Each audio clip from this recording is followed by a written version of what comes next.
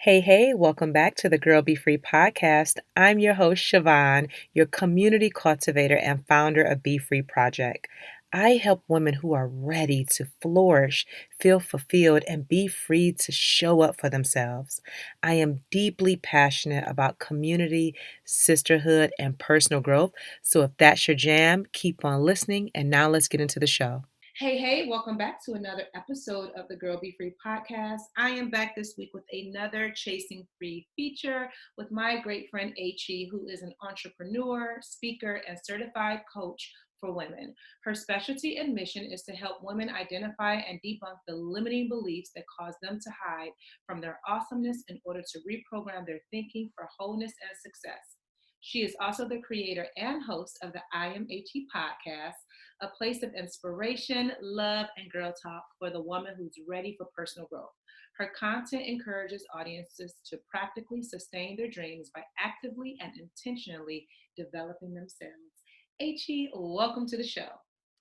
Hey. I'm so And excited. me too. And I feel like I should have some applause that comes in to like I know. welcome everyone. I think that would be perfect.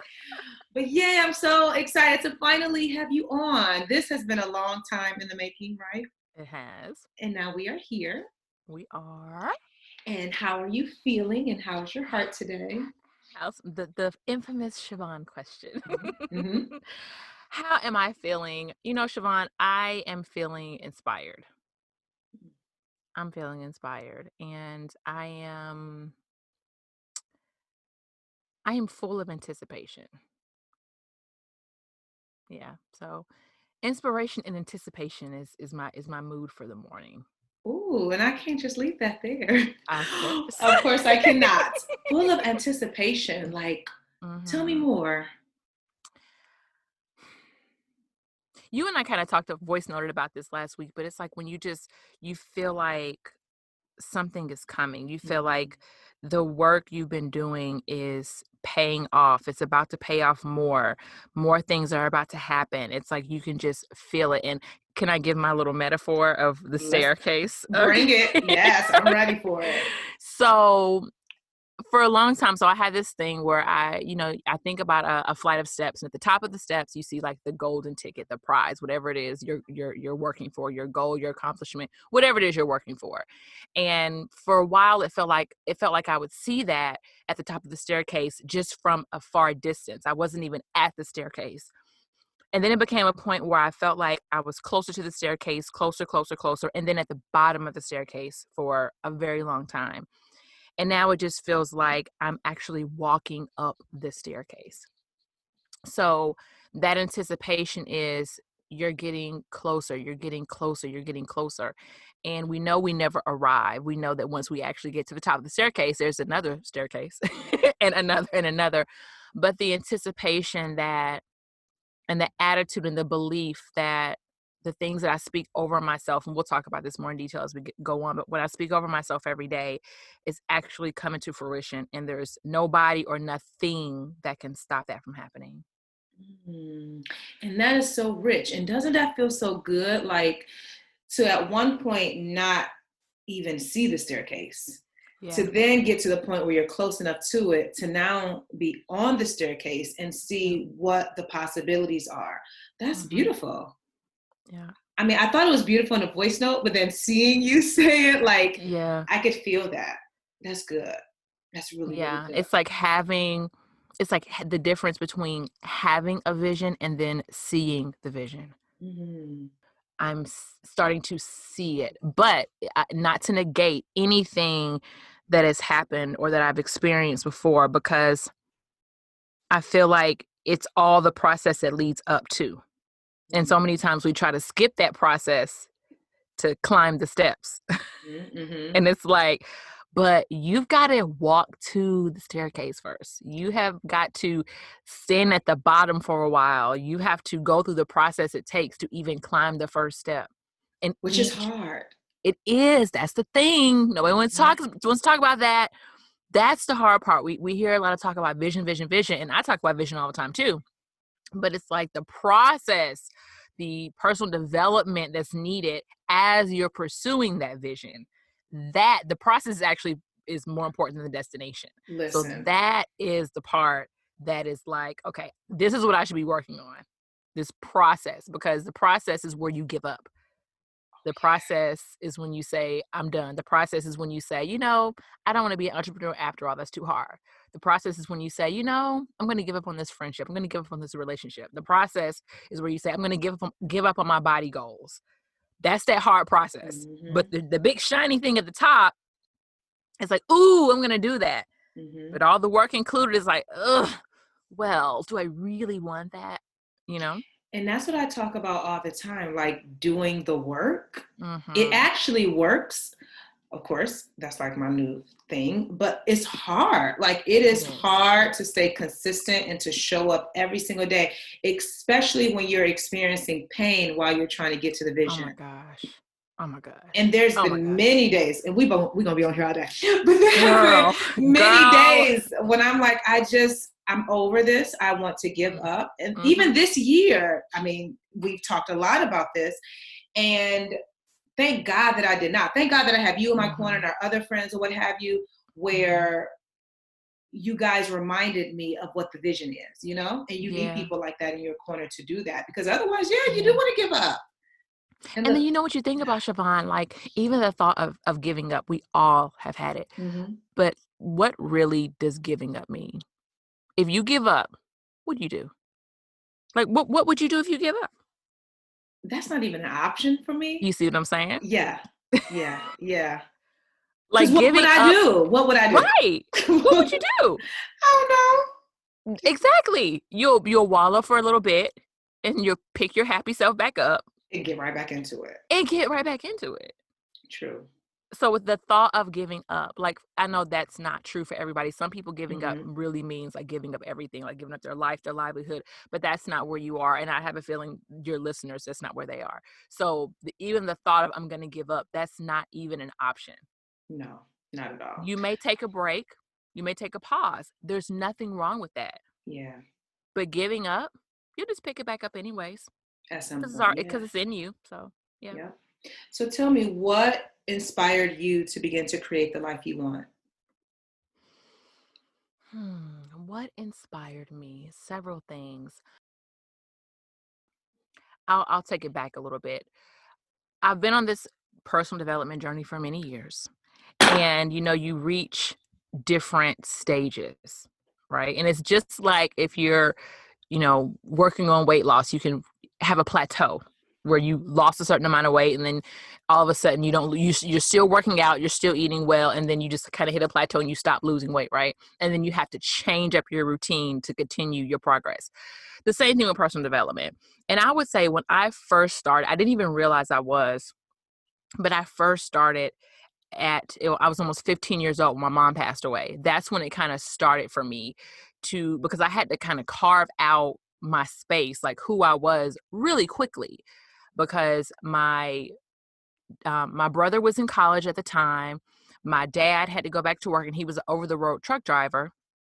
And it was just me. So I was left to manage the home, pay the bills, like make sure I got myself to and from school, like fill out all my college application, paperwork and all the things. So at a young age, I was forced to grow up and just kind of not, granted, I did not have it together. But that was the first time where I remember having to kind of like stand myself up and say, okay, Achie, what are you going to do?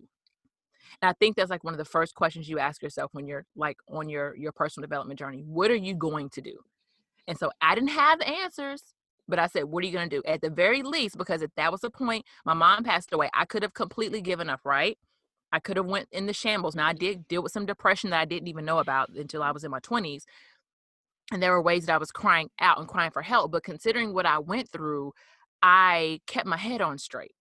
You understand? And then as I got into my 20s, having fun, all the things, but still always asking myself, okay, Achie, what do you want? What kind of life do you really want? I'm happy that my parents made it because I'm from Cleveland. Everybody who listens to this knows Siobhan's a Cleveland girl. So I was born in Cleveland. My parents were raised in Cleveland. I still have family in Cleveland as we speak right now, but they left Cleveland at a very young, when I was young, I was 4 years old. They left and they went to Atlanta.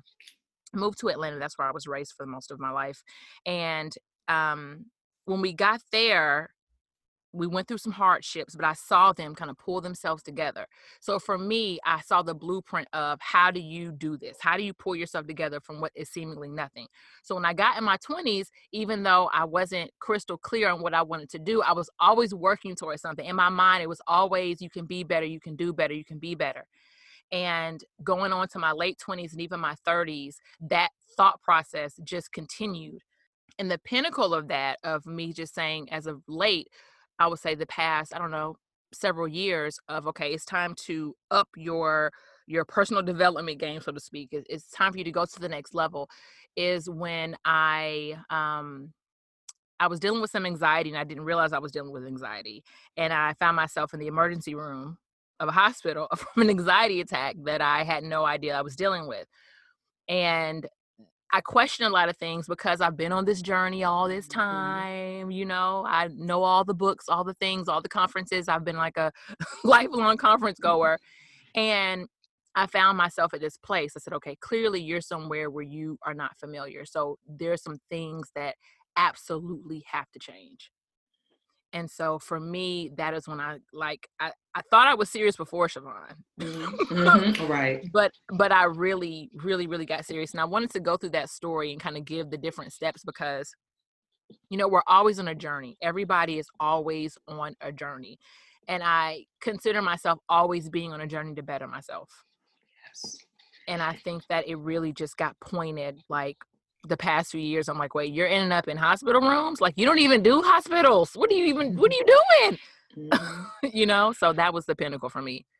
So tell me, like, you had this insight at 15 years old, like Mm-hmm. after the passing of your mom, and then realizing, asking yourself at this point in your life, 15 is so young, right? Very. What do you want for your life? Mm-hmm. Like, is that something that was instilled in you pre, that traumatic experience for you where it was taught in your home, like figuring out what you want for your life? Because that seems like a big thing to think at such a young age. And Right. then not only to think it, but then to take action. Yeah. So again, I did not have it together, and I'm not going to say I had the answers, but those were the thoughts that were going through my mind. It wasn't taught per se in my home, but it was shown to me. Okay. Okay. Both of my parents from Cleveland, Ohio, both from, tumultuous childhoods. My dad was on his own since he was 14 years old. My mom had my brother when she was, I think, 17, dropped out of high school, as well as my dad, just kind of trying to survive, just a life Mhm. of surviving, not a life of abundance, not a life of more than enough, a life of scarcity, surviving, barely getting by, low mindset thinking. And to see them go like full of debt, and to see them go from that and take a step out and say, Mm, we're going to leave Cleveland. And Siobhan, you and I have talked about this. When you're yes. from Cleveland, it's every city kind of has their thing, their vibe. It's a big deal if you're from Cleveland and you decide to leave. Yep. Sure enough. It's a big deal. It's a big Yes. deal. So when we did that, it was like, what? Y'all are like leaving for real, for real. And they sold everything we had down to our silverware so that they could move to Atlanta for the summer, find us a place, and then we would come down because we stayed with my grandmother, my great grandmother, for the summer. But what that showed me is that, and I didn't even know this is what it was showing me. I didn't Hmm. put it Hmm. together until I got older, is that you can take what you've gone through and create something completely different. You better preach that. That is so Like good. Yes. you don't have to be a product of your environment That's if right. you don't choose to be. Yeah. You So can take true. a step out. You can take a step out. You think it was easy to sell every single thing, to leave your kids there for the summer. And my parents were very particular about us. That's why we went to my great grandmother's house, because we did not like sleep over at people's houses, family, Mm-mm. cousins, none of that. They were particular, but to leave us for the summer, to go down to a place that they knew nothing about. I think they had some distant cousins at the time that lived there, but to completely uproot everything they know with someone with a ninth grade education and someone with an 11th grade education, Mm. and say, we're going to move and we're going to give our kids something better than what we had. So I don't even know if they really realized the intensity of what they were doing Mm-hmm. and what Mm-hmm. they were showing us. Like, you don't have to settle. I don't care where you Yeah. came from. It could be poverty, it could be abuse, it could be scarcity, it could be prison. You don't have to settle for any of that. You can create the life you want to live. And that Mhm. showed me that. So the first thing that I just realized is that, I always said, Siobhan, oh my gosh, I always said, I never want to be the girl that people look at and say, oh, she doesn't have a mother. Okay. Because I tell people I don't have a mother. I share that that's a big part of my story, but that is different from someone looking at me and the way I behave or the way I act or my lack of wisdom or knowledge and say, "Ooh, you must not have a mother at home." And I never wanted to be that girl. So at a young age, when I dealt with that, it was instantly like, okay, you've got to get it together. Like, you deal with what you have to deal with, but you have got to find somewhere in you to get it together. And it wasn't perfect. I mean, I was angry, mean. I mean, you go through that stuff. But in me, as you have to pull yourself out of this and you have to make her proud. Like, you will Mhm. not fall in the ditch. Mm. You have to take what she has taught you for 14 years and you make some lemonade out of these lemons. That's You right. know what I mean? Yeah. I was just telling our mutual friend that I said, when I was young, I never wanted anyone to look at me with pity or like I was some charity case. Mhm. And so Mhm. it didn't hit me until now that we're having this conversation because my mother made her choice when I was 15 years old. I had to do Wow. something. Yes, at 15 years old is when I moved out of my mom's apartment or what have you and moved in with my grandmother. Mhm. And I didn't know the choice that I was making was going to be so impactful. I just knew that that toxic environment I could not stay in. Right.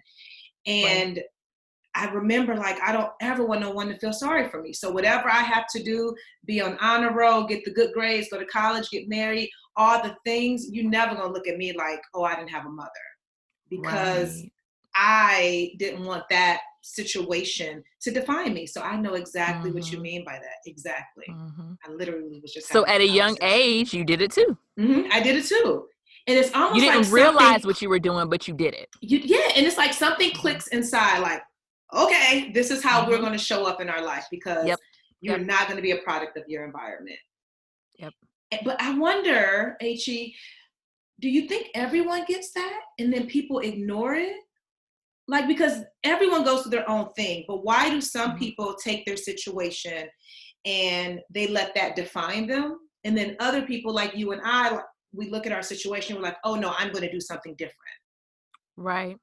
Siobhan, I don't know. I don't know. Other than possibly what they've seen, what they've heard, what they've learned. My parents didn't directly say, you need to do this, do this, do this, but it's what they showed me. Mhm. So perhaps I would have handled that situation differently if I was shown something else. But, on the flip side, my brother and I can say this because for one, he's not listening, but two, this is, we talk about this openly. We had two different experiences. We grew up in the same house. We have different biological dads. My dad was with him since he was one. So he was with my dad longer than I was, but we had two different experiences. And we talked about this recently that because his life just took a different turn, and we talked about this. The biggest thing with him, even though he saw the examples that we had at our home, is that he was dealing with some issues of abandonment from his biological dad. So the lens in which he saw everything was different than me, which I completely understand. So I think it depends on the lens that people, True. you know what I'm saying? The lenses they're looking through and that they're peering through and make and even if it's like a funky lens, it may take them longer, but at some point I could say, the funky lens once I didn't have my mom, it is a funky lens. You know what I mean? I could say that, but it was just something in me. It was just something in me that was like, He, this cannot define you. You have to show that the time she had on earth with you was worth something. Mm-hmm. And I think Mm. that some people's perspective is different. Like the perspective, like my brother had, he took it very, which we all took it hard, but for him, it's like, I don't have my biological dad around and my mom is now gone. I don't have anybody. Mm. Like, can you imagine that? Yeah, That's tough. So very. so his perspective is completely different. So it took him, longer to come around to the fact of, I can't even blame my biological dad because my biological dad did what he knew, speaking of his dad. Mm. You don't know what your parents are going through. You don't know what they dealt with. You don't know their childhood. You don't know their wounds. You don't know their triggers. You don't know any of that. And most of Mm-mm. the time they don't discuss them with their Nope. children. Mm-mm. I talk about that in the Motherless Child Guidebook, how our parents, or specifically mothers, because that's what it's about, how they're living out their own stories. And Mhm. whatever their experiences are is based on how they were taught. And so Correct. sometimes we forget that our parents are human beings and we just look Mhm. at them as mother or father, but it's like, oh no, Right. they have a whole life and had a whole life before you even got here. You're just an Yeah. addition to it. And so how they show up and how, like you use the word lens, how they're viewing life through their own lens, and then you are doing the same thing.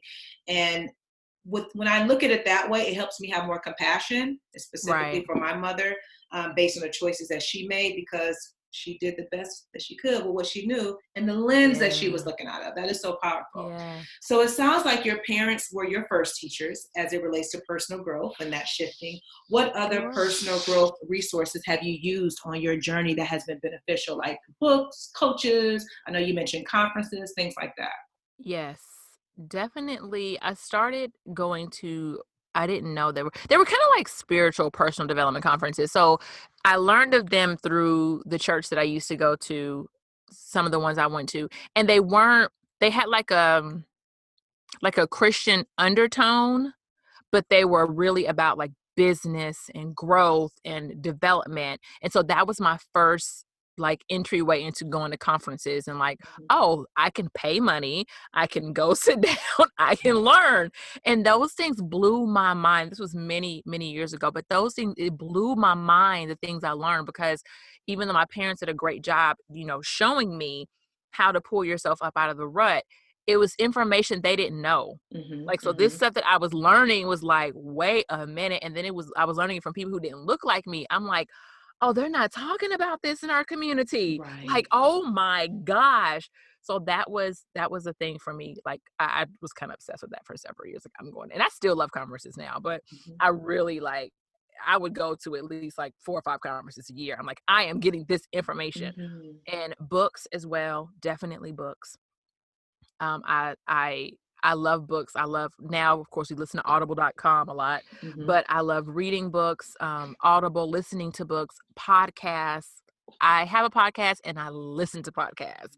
They're so helpful. I think podcasts are very intimate. It's just like you're sitting in the living room listening to someone. So it just seems like, because when you're doing a podcast, like you don't have an audience around you, even though people are listening, it's like you share the more intimate things close to you. You bear more of your soul. You share more of your knowledge that maybe you wouldn't if you're on a stage or like in front of people. So meditations, journaling, alone time, mm-hmm. all of those things. Therapy, all of Yeah. those things. Why you say it like that?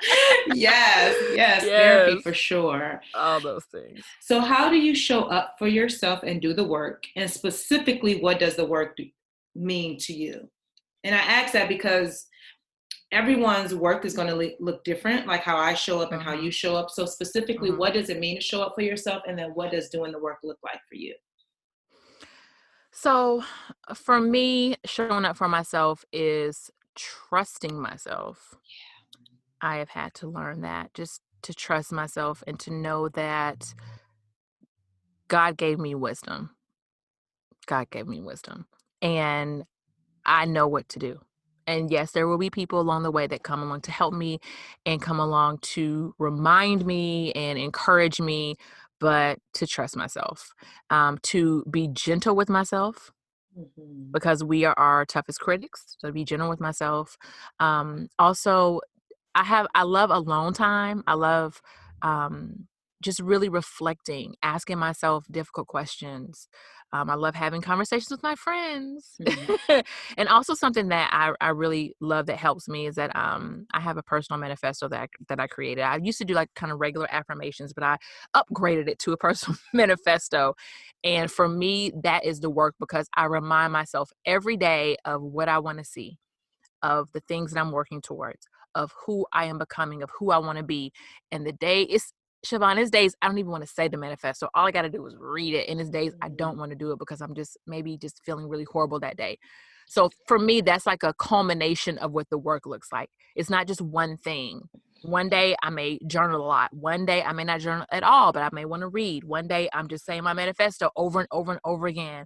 One day I'm putting on, some hype music to get myself pumped up. You know what I mean? Mhm. So the work looks different, but it's all taking the steps to work on me. I love that. I have a manifesto for the Be Free Inner Circle. It's called the BFF Manifesto, but I don't have a personal manifesto. And I read affirmations all the time, and I have them. We both have them going off on our Yes, phone. yes. But I haven't written my own manifesto, and I think I'm going to do that. Do you have it memorized? Not yet. No. Okay. Did you record yourself saying it, like on a voice note? I have not recorded myself saying it yet. I actually want to memorize it first. Okay. I I'm have going portions to of it memorized, but I don't have the whole thing memorized. Okay, I'm gonna create my own manifesto. How about that? And I'm gonna record myself saying it. And I think that would be a good challenge for anyone listening to have a personal statement that you say to yourself to inspire and encourage yourself to keep going. I love that. Yeah, All it's right. 7 whole paragraphs. Wow. Mine is long. Mine is long. It doesn't have to be 7 paragraphs, but mine is long. And I'm generally a detailed person. So I'm like, no, we're going to carve this out how I want it to be. So Wow. 7. Well, mine would not be that long, but that's a good idea of what you have and then where people can start. Mine will be probably a couple, maybe 2. We'll see. I started off with 2. And you just keep adding to it? Yep.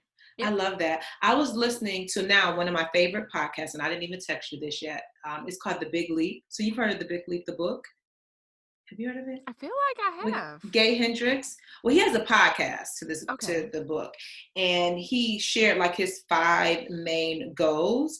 And one of the things he said was, I want to do more of the things that I love. And it was kind of like a manifesto, if you will, because it was like these 5 solid statements of how he lives his life. And I'm like, So when you brought up manifesto, that just kind of reminded me of the podcast, which is really good, by the way, to have something like that I just recite over and over again to speak life into myself. So I love that. Yeah. And then like during the day, like sometimes I'll just like one of the things that I say, it's every single day my dreams and desires are becoming a reality. So I just literally like in the middle of the day, I may just blurt that out. Because I say it so I don't have the whole thing memorized yet, but because I say it so much in parts of it that I know, it'll just come out of me. Like the other morning I woke up and I just kept saying, every single day my dreams and desires are coming to reality. Every single day, like every single day my dreams and desires are coming to, you know what I mean? And that's a mood booster in itself. Yeah. Yeah, because you're speaking life over yourself. I love that. Yes. So tell me, what is your biggest fear and how do you overcome your fears? My biggest fear is dying without fulfilling my vision.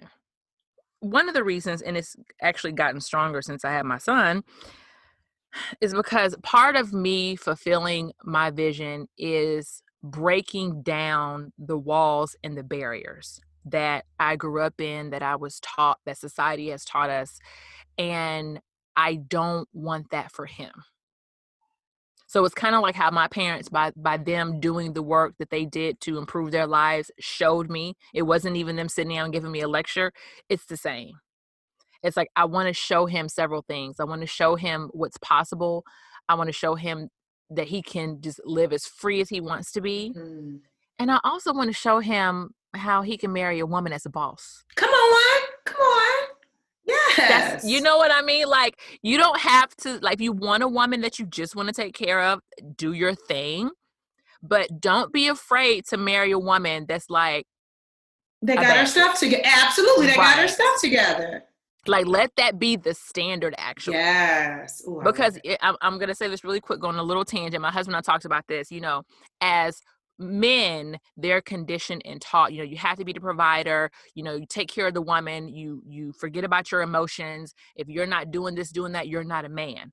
And then the woman is like, you have to manage the home, you have to rear the children, you have to fix the husband. The husband is there, he's used your project to fix. And it's like all these conditioning. And it's like, what about when you don't need any of that? And you just choose each other, not because you need each other, but because you want each other. Yeah. So therefore, I am not intimidated by you, wife, if you make as much money as I do or more. Mm-hmm. Therefore, husband, I'm not going to look down on you if you don't make as much money as me, or I'm not going to be resentful of you. Mm-hmm. And I'm not going to, and we don't have to dance around the issues, because so many people are stuck in relationships and they're dancing around things because it's need factor. Mm-hmm. I can't let him know I'm miserable because I need him financially. I can't let her know I really don't want to be in this anymore because I need her to raise these kids and keep this house together. I need this dinner to be on the table. Like how let's remove all of that. So part of it is removing all those standards and those boxes, so that he can be as free as he like and choose based on what he actually wants, not based on what he thinks he needs. That's good. And it takes a lot of work to unlearn this conditioning that we were born into, and to really go back to like the second question I asked about creating the life you want. That's what it's about, creating the life that you want. And it can be as unconventional as you want it to be. Yeah. Versus so many people, and it's because of how we were conditioned. They're following these rules that somebody else made up that don't even fit for your life. No. At all. It's all made up, literally. It is, girl, okay. So I was riding down the street the other day and I was thinking about like when I used to work a job. And I always say this, I don't have anything against anybody who works a job. If that's what you want to do, that is your business. We have all work jobs. Do your thing. Some people love working jobs. Everybody doesn't want to be an entrepreneur. But I remember riding down the street and I was like, somebody made up the concept of a 9-to-5. Somebody said, we are going to create this company and we need workers. What can we do? Oh, we need the maximum amount of work out of them. How about we have them work 9-to-5 or 10-to-6 or 11-to-7, these 8-hour, 9-hour shifts? What about if we do that? Somebody created that model. Okay. And we have decided to sit in that model. Without questioning it. Without questioning it. Now, this is just an example because it's what I was thinking about, but apply this to any situation you can think about, right? Yeah. But somebody created this model. In my world, I'm like, just do away with all 9-to-5. So it's like, well, who would work these jobs? First of all, you don't need jobs. What you do, you need people who are passionate about what they're doing in life. And everybody is an independent contractor. So if I need somebody to work for my technology company, I'm going to hire independent contractors who love technology, because that also reduces the amount of check collectors, people who are just there to collect the check and wasting your time. And so turnover. Then you have, exactly. And turnover, you have less overhead, you have higher productivity, people are happier, you don't have to work 9-to-5, you don't have to worry about creating all the, supporting everybody with their insurance. Like, everybody's running their own show. So I was just thinking, like, I vote Achie for president. Right. You got my vote. But the thing is, and then that will ignite what people really, everybody has a gift. Everybody has something they're good at. Everybody has something they love to do. Everybody does. And if you can explore that and find out what that is, and then you just give your services as a business to business services. Again, this is just an example I was thinking about, for the point of everything is made up. Yep. Everything you see is made up. It came from somebody's brain. Yes. So you could do the same thing. And so for me to answer the other part of your question, like, what do I do to like overcome that fear? It's just realizing that what I see for myself and the version of myself that I see exist. It exists in a reality. It's just my job to do the work so that I can catch up to that, and it becomes current reality. You know what I mean? I love that. Yep. Like, sorry to go on you're that rant, but somebody need to hear that. Yes, we all need to hear that, because the condition, people are not talking about the conditioning. And it just became like, in my awareness, reading the book Untamed. And when she talked about like the social programming and the conditioning, and then I'm looking at my life and I'm like, wait a minute. All of this right here is what someone told me to believe. So now I have to take a step back and say, do I want this or do I want that? Right. Do I want this or do I want that? And if I don't want this, it's okay that I don't want it, and I get to define what I want next, or decide, I should say, what I want next. And that takes work. And I remember years ago when my husband started like his personal growth journey, and this is when we were heavy into the church, and he decided to stop going to church. Girl, that's a whole other podcast. It's a whole other podcast. It's a whole other. But I remember as he was reading all of these books on all these different religions and just doing a lot of inner work and growth or what have you. And for him, it was lonely because no one really does that. Like, it's very few people who will leave what they know to be true to figure out a truth for themselves. And even though we bumped heads several times on a lot of things, but I admired that about him, because I don't know. That takes courage. It takes a lot of courage. And now, being around him and just kind of doing my own inner work, I get it now. But thank God I have a circle around me where everybody is doing their own work and creating the life that they want. And so it's not lonely for me as it was for him many moons ago. You know? Right. Yeah. Right. I think the biggest thing people should realize is that life is actually a buffet. It's not a prefix menu. And we're always presented with no, you have to have the steak and the potatoes, the green beans. Oh, you could have asparagus. That's the only, change you can make. And you have to have a bread with butter. That's all you can have. Like, what about if I want some pasta linguine with that thing? With some shrimp. But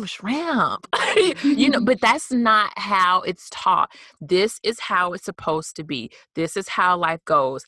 A through Z. This is it. If you want, the biggest lie ever told, especially to us Americans, if you want to succeed in life, you go to school, you get an education, you get a degree, you get a good job.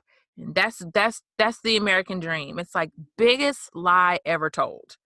If that is the life you want to live and that works for you, it is the biggest truth for you. But for many of us, we tried to follow that blueprint, not because that's what we thought would work. It's because that's what we were told would work, or that's what we were shown would work.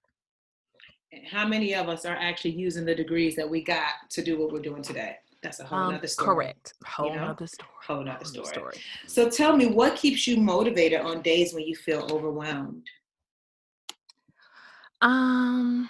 Literally, Siobhan, this is really simple, but sometimes I just look forward to the next day. Okay.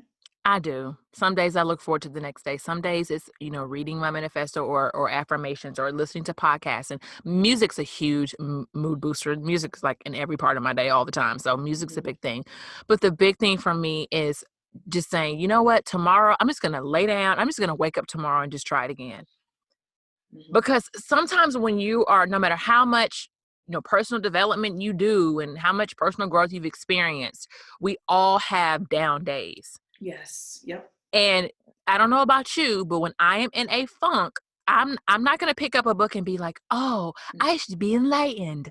No. I'm just not going to do it. I'm crying. I'm going for a walk. I'm under my covers in the bed. That's it. That's what's happening.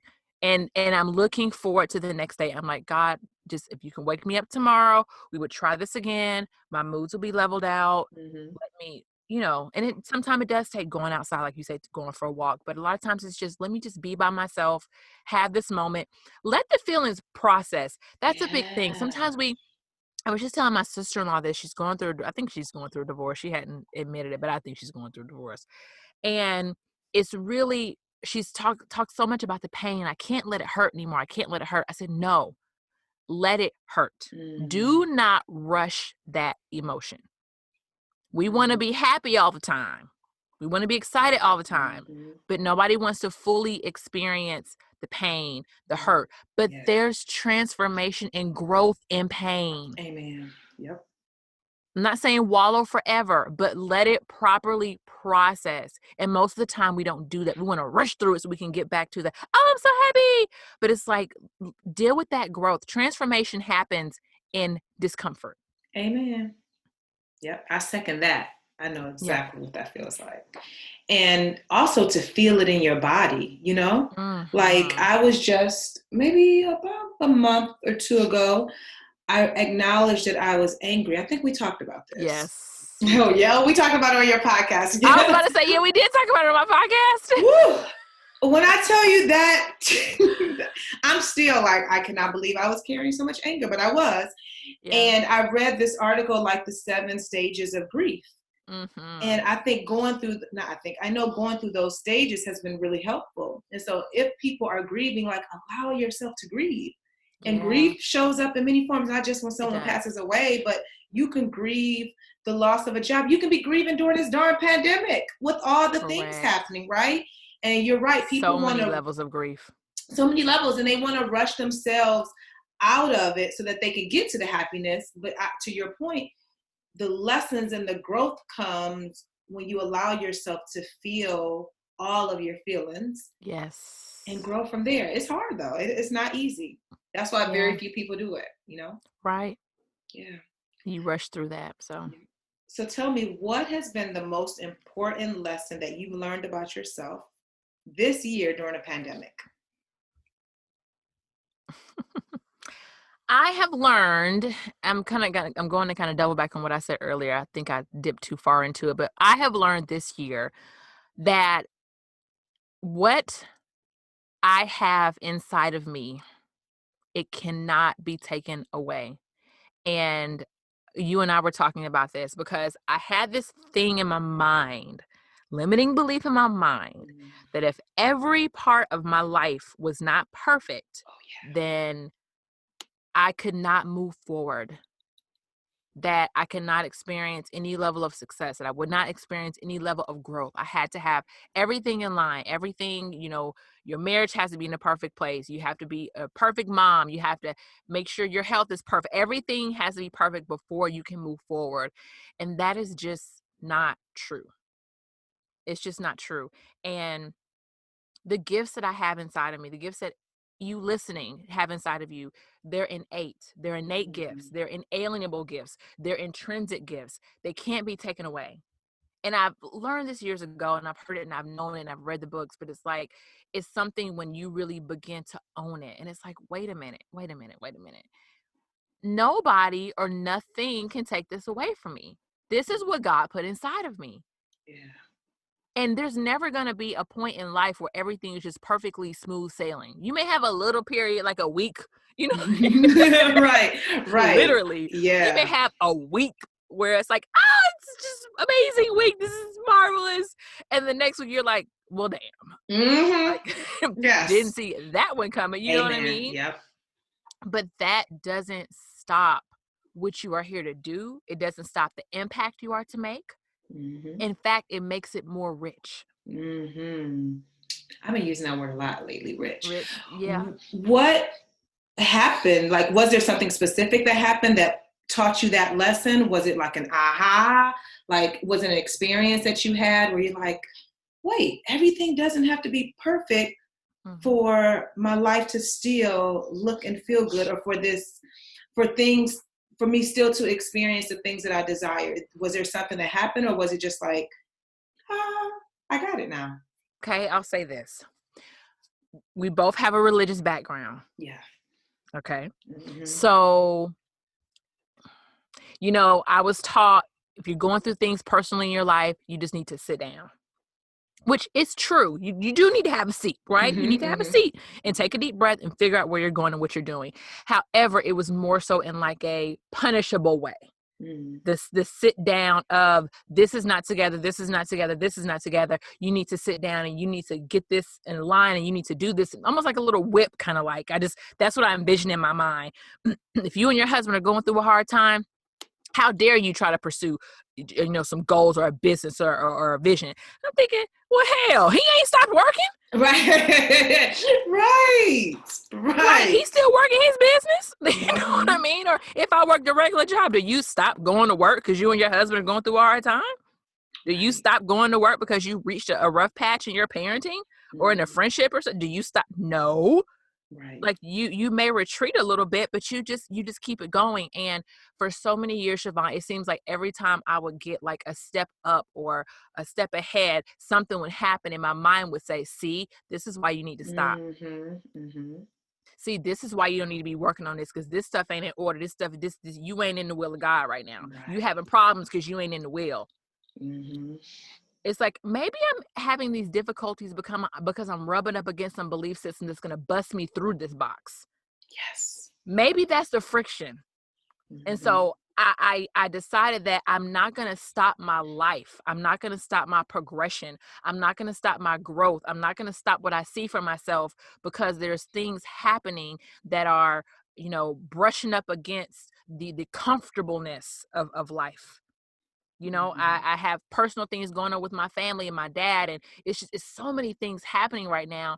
It would seem that I would be under my cover for this entire year, Right. Right. under my bed for this entire year. That part. Yeah. And it's like, no, I'm not going to do that. I'm not going to do that. Now, if you need to have a seat, if you need to get some therapy, if you need to take some rest, you do what you need to do. It works best for you. But for me, I wasn't necessarily doing those things because I needed to. It's doing those things because I felt like I'm doing something wrong. Mm-hmm. And it's Mm-hmm. like, you're not wrong, Achie. This is just life. Yeah. Yep. Yeah. So that was it for me. Like, just keep going. Take the break you need, but just keep going. Yep. There. That's the word right there. So tell me, what are you most proud of? What am I most proud of, Siobhan? You You with know these me. questions? Yes. I am most proud of being a mom. Hmm. Being a mom right now. I never thought I would have kids, firstly. I always said I would not have children. So the fact that I have a son is like, what? I was talking to my dad the other day and he was just like, I still cannot believe like you are a mom. I'm like, I am a mom and I do all the mom things, Yes, you physical. do. Mm-hmm. I am a mom, you know what I mean? But I'm proud of the fact that I'm a mom, and I'm proud of the fact of the work that I am doing while being a mom, to be an example for him, like we talked about earlier. That's really important. Just setting a good example for him. And being a mom has showed me how awesome we really are. Mm-hmm. And we're just awesome just because we're awesome. There's nothing that we have to do to be awesome and amazing, like the mere fact that we're here. Every day I look at him, and I mean, it could be after he's 3. So for us, he didn't have a lot of tantrums at 2. For him, it started at 3. I'm like, what is Oh happening here? But gosh, anyways, yeah. so it can be a tantrum. It could be he is openly just completely disobeying me and laughing about it. Like, all the things, he can be running away, whatever it is. I still look at him and say, you're so amazing. You are Mm-hmm. so awesome. You are so perfect. Like, there's nothing you can do to take that away.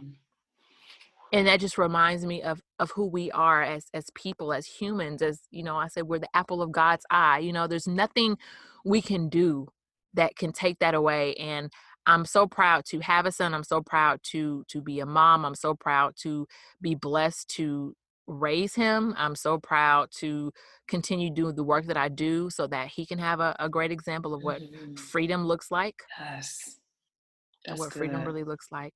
And That's I'm good. proud of even the life that I've created thus far. I'm definitely not where I want to be, but the life I've created thus far, it has allowed me the freedom to be with him when I want to be with him. If I want to go somewhere in the middle of the week, if we want to go to, like, whatever is the lifestyle I've created for myself, has allowed me to fully be there for him in the way that I desire. So, Mm-hmm. yeah. I love that. That's beautiful. Now we're going to shift it just a little bit. How would you say community and sisterhood is important to you? It is important to me, twofold. It is very important to me because you have to have people that you can talk to, that you can bounce things off of, people who are doing the work, like we talk about, Amen. Yes. that can remind you of where you're going, where you want to be, remind you of your greatness. Also, have difficult conversations, reel it in a little bit. Yep. So it's very important to me. It is also equally important to me to have space. I am, and I talked about this in one of my podcast episodes, I'm an ambivert, which Me too. I meant to text you that I am too. Yes, Yes. yes. So I like to have my time with like my friends and people and all the things, but I really like to recharge and ponder and like chew on things by myself. So I do think it's very important to have people in your circle that can build you up, because we're not meant to be an island. Mm-mm. So how do you support other women? Other than just supporting their business. What you Y'all, do? Yes. I do, y'all. I be buying Siobhan's courses and her cards, her All the affirmation things. cards. And yes, Yes. I did send that to or you sent it to my family member for Mm-hmm. me. And she sent me a text yesterday. I meant to forward it to you. I'll just do it publicly here. Yeah. But she said she really enjoys them. She said she takes the affirmation cards to work. And Aw. she's going through a really hard time right now, and she said that she can tell that it's making a difference. She says it every day, Mm. over and over again, and she said, I realize that I do have a purpose, and I realize that my life is important. And it's because she's been reading your affirmation cards every day. I see you trying to make me feel all good inside. It ties into everything that you've been sharing today, like why we have to do the work, why we have to create the life that we want, because there's someone out in the world, because I don't know your sister-in-law, right? Who needs what God put in me Yep. to help her through this difficult time. And I'm just over here creating, doing the things that I love, not knowing how it's going to impact people in their lives. So that is, man, that's a whole word. That's a whole nother podcast, because so many people are sitting on their dreams and their gifts because of fear. You know? Oh, that's a whole nother and you don't know, you're right. Like, I talk about affirmations, I talk about manifestos, but I don't have those cards to send her. But you do. Yeah.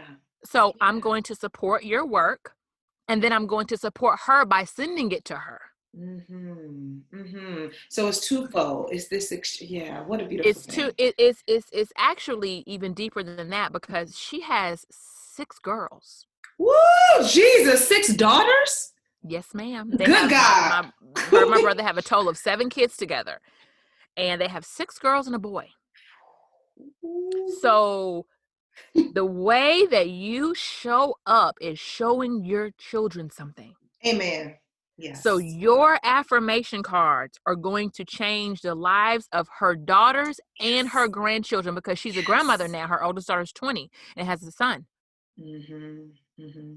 So that will potentially change the way that grandson sees life, because Siobhan decided to create affirmation cards. Who are you trying to preach to? Come on now.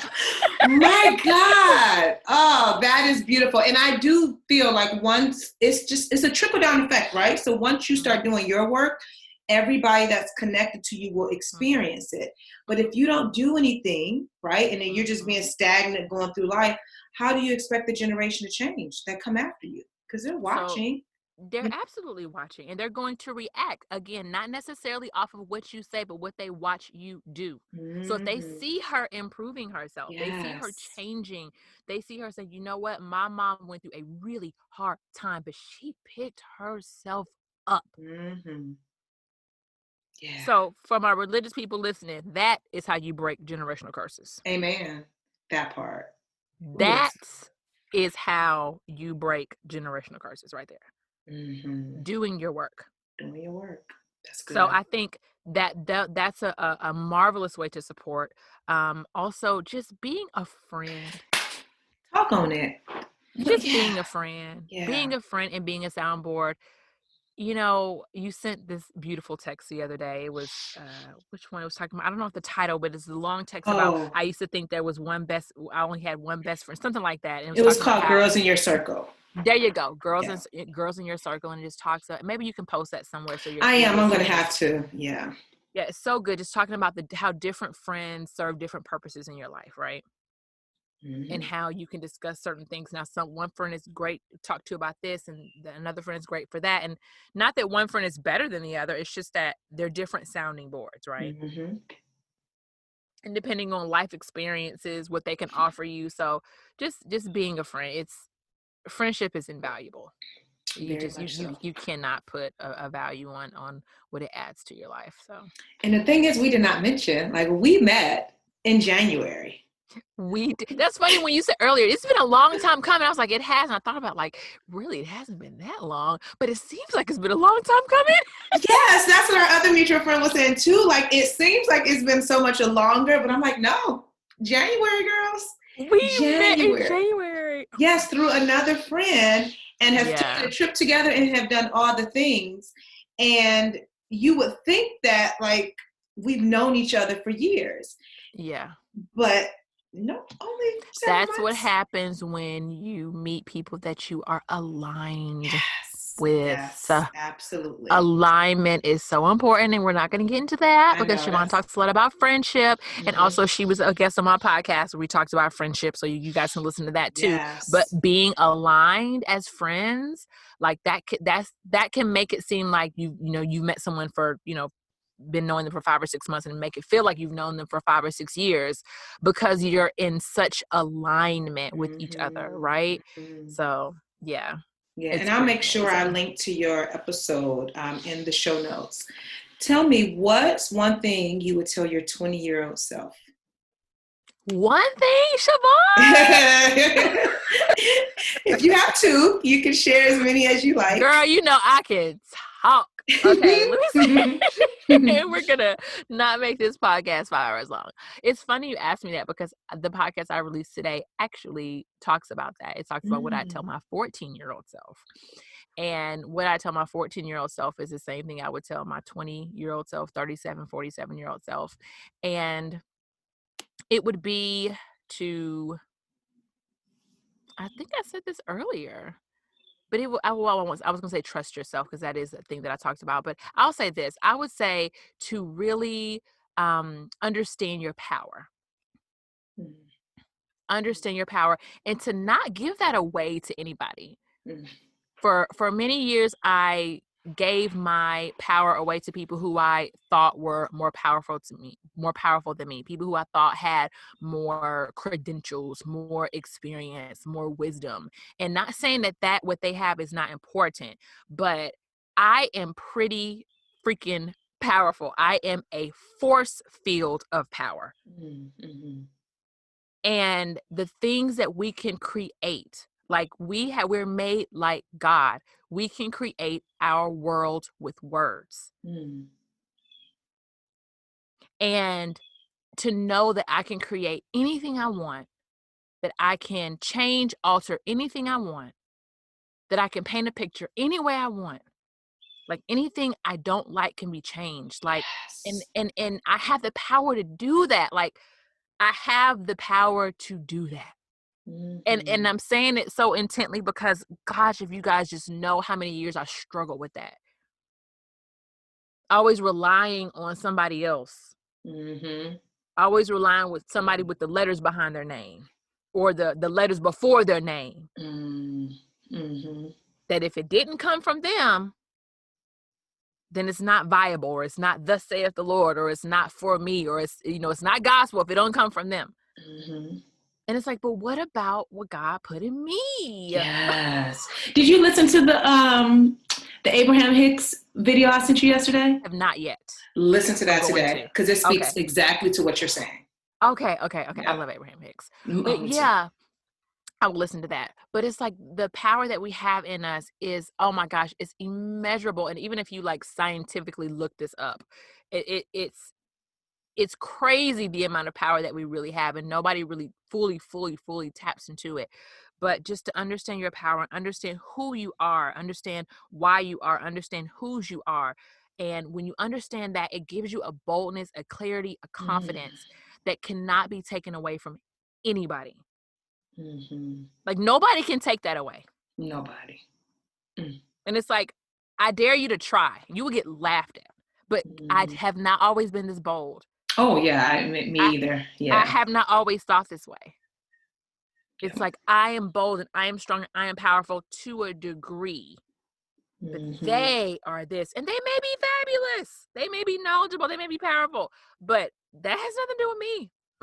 And you know what? That's because you're on the stairs now. So you Come see things differently. Yeah. And because you've been doing your work, now you can see your power and how powerful you are, to the extent that you can see in this moment. Because even that, you're even more powerful than whatever thought comes up. You know what I mean? Yeah. Yes. I'm gonna have to that go for a walk after this podcast and process all of this. It's so rich and so good.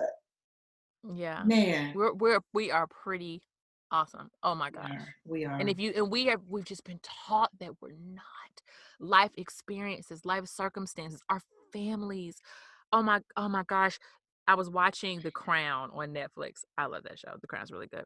And it was Queen Elizabeth at the time, and she was talking to Prince Charles, her son, and her son was realizing that, I have a voice. I don't want to be this suppressed royal who has no opinion about anything and just goes along with the flow. I don't want to do that. And that goes very much against how monarchs act, think, and believe. And he told her, he said, Mom, I have a voice. I have a voice and I have something to say, and I have something to contribute. And she said, oh, I have a secret for you. She said, nobody wants to hear it. This is what a mother told her son, okay? And he said, no one in this family wants to hear it, or no one in this country wants to hear it. And she said, neither. Now, that's not true, okay? That's bullshit. That's not true. Excuse me. You have to put an E on your podcast. Yeah, you'll be the second person that gets an E here. That's okay. It's okay. It's all good. That is not true at all. It is not true. But I'll tell you something. Can you imagine what that did to him? Crushed his very spirit. Can you imagine the box it immediately put him in? So these are the type of things that we have to break up against. Now that was happening in the Buckingham Palace. Imagine what's happening in regular homes. Right, exactly. Every day. What I mean? Yeah. Every day. So these are things you have to break through. Yeah. One of the things we've been talking about in the Be Free Inner Circle that came up on one of our live chats is about being too much and taking up too much space. And one of the young ladies have said, I said, what do you owe yourself? And she said, I owe myself the freedom to not care about taking up too much space and being too much and smiling too much and just doing too much of this and that. And I said, well, who made you feel like you were too much? And the next thing she said was, kids are mean.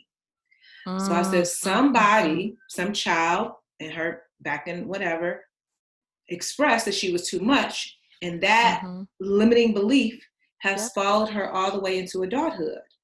And so if we don't go back and unlearn that, or you surround yourself with people who will give you permission to be yourself, to your point, you will stay in a box.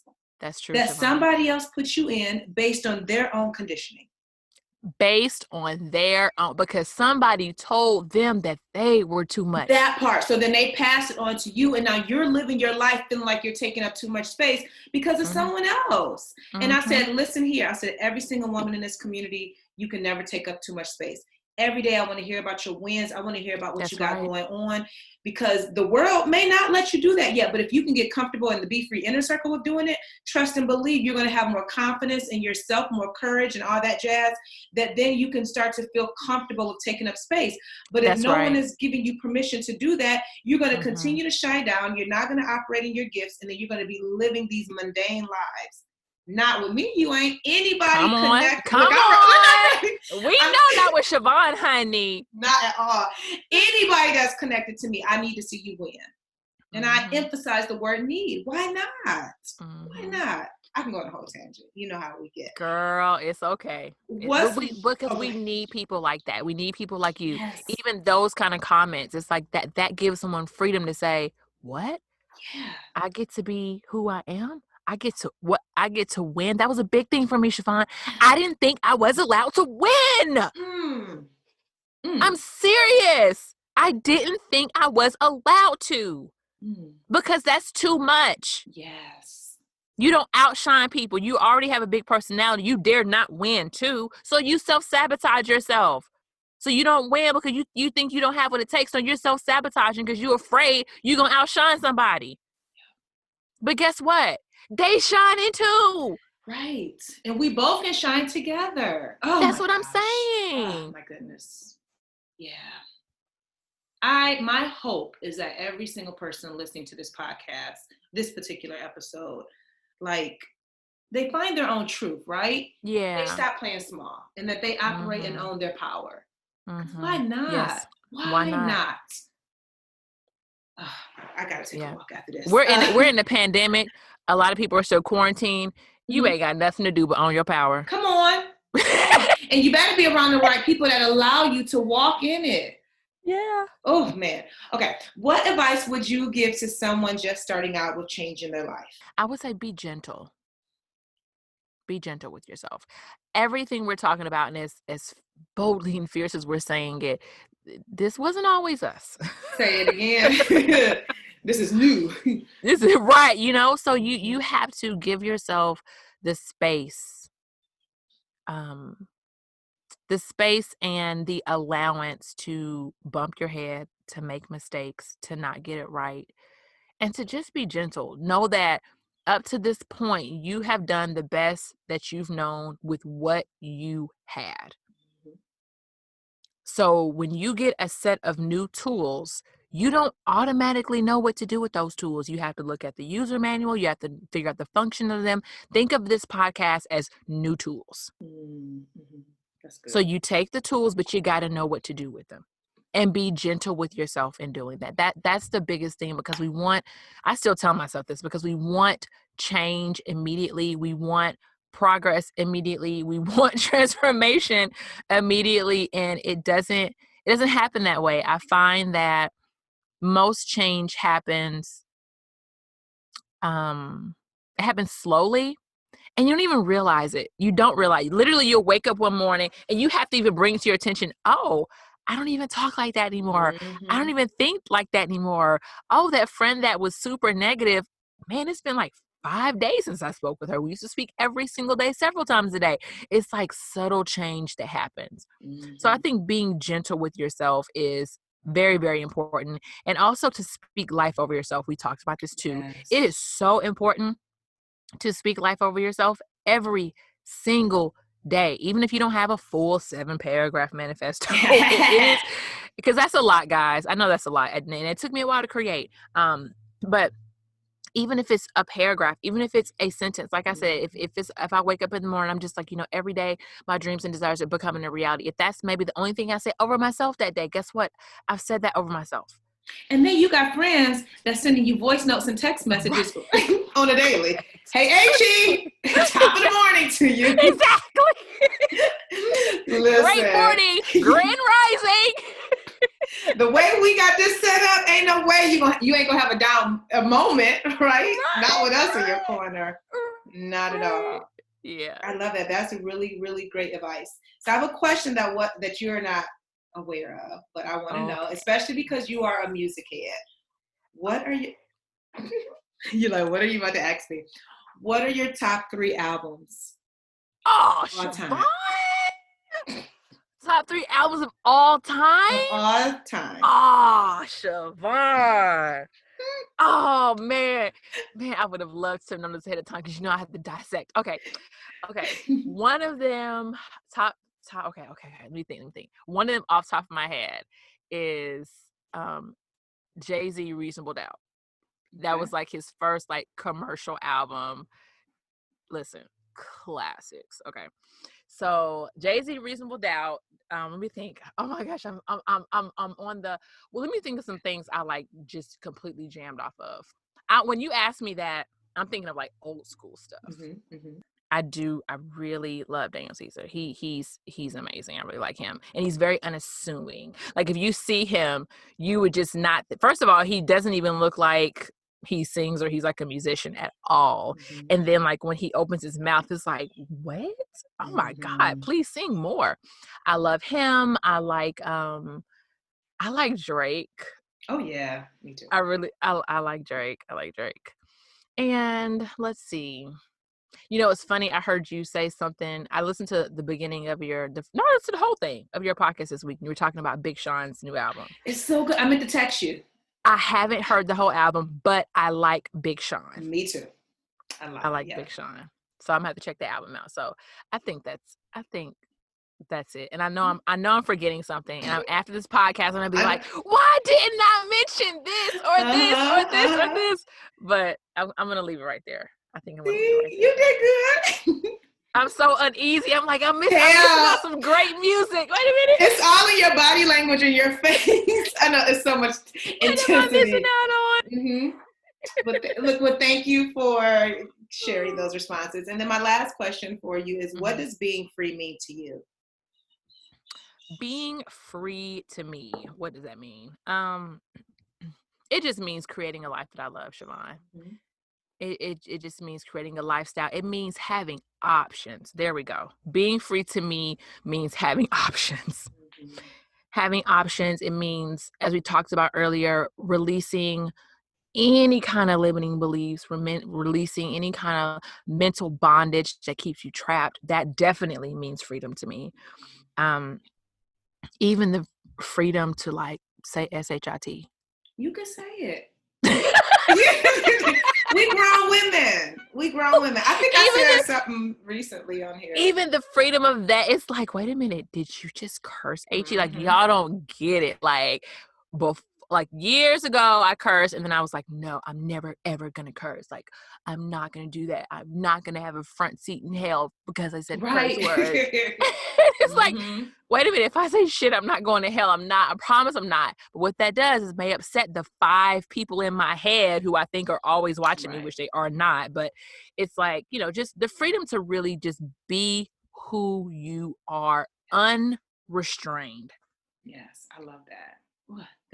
This whole conversation was so rich, and I'm sure we will continue on afterwards. Oh my gosh. But yes. I am very, very, very grateful that you took time out of your busy schedule, because I already know, to sit down and talk with me and just to share how you are chasing free and living the life that you want on your own terms. And so I'm grateful. I'm grateful that we met. I'm grateful that we are friends. And I'm grateful that you chose to sit here with me. So tell the people where they can learn more about you and all the things. You can learn more about me if you visit my website, which is www.iamachie.com. And I'm sure Siobhan will include the correct spelling in the show notes, iamachie.com. I also have a podcast, which you can view that on my website, but you can also listen to that on everywhere you listen to podcasts. And I'm not on social media right now, but I have social media accounts. I've just been doing a digital social media detox, but I am on Instagram. I will go back to that soon. So I'm on Instagram, IAM_Achie, as well as Facebook, Achie McEachern. So you can find me all those places. But where I hang out the most, other than my email list and my podcast, would be Instagram. And I will make sure that I link to all the things in the show notes. And thank you so much. And until next time, girl, be free.